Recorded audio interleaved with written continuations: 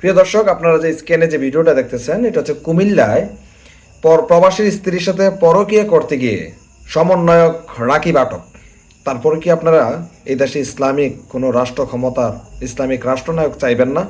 প্রশ্ন আসতেই পারে। প্রিয় দর্শক, আজকের কেন এই ভিডিওটা বানানো, তারা চায় না যারা প্রকাশ্যে পরকীয়া করতে পারে, তারা চায় না ইসলামী শাসন, যারা অন্যায় জুলুম চাঁদাবাজি করতে পারে।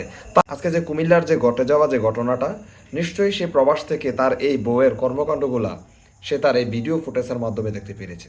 কিন্তু প্রিয় দর্শক, আজকের এই মেসেজটা তাদের উদ্দেশ্যে বানানো। মনে করেন আজকে সে রাকিব সমন্বয়ক কুমিল্লার, সম্ভবত সে হোমনা এই সমস্ত এলাকার, কারণ ভিডিওতে যে কথোপকথনগুলো শোনা গিয়েছিল ওই কথার ভিত্তিতে আমি বলতেছিলাম যে টোনগুলা সম্ভবত হোমনা থেকেই তারা এই ভিডিওটা ধারণ করা।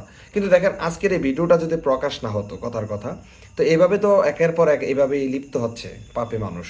কিন্তু দেখেন আজকে যদি ইসলামিক শাসন কায়েম থাকতো, একটা বিচার যদি ইসলামিক শরিয়াতের ভিত্তিতে যদি করে ফেলতো, তাহলে দেখতেন যে দ্বিতীয়বার এই সমস্ত অন্যায় কিন্তু খুব সহজে করতে পারতো না। আপনি চুরি করলে ইসলামী শরিয়াত মোতাবেক যে আইনগুলো আছে সেই আইনগুলো যদি বাংলাদেশের জমিনে একবার বাস্তবায়ন করা হতো, তাহলে দেখতেন বিভিন্ন ধর্ম, অন্যান্য ধর্মের লোকের জন্য যখন এই আইনগুলো প্রয়োগ হয়ে যেত, অ্যাটলিস্ট আর যাই হোক আমার দেশ থেকে চুরি, অন্যায়, জুলুম, অত্যাচার কোনো কিছুই থাকতো না।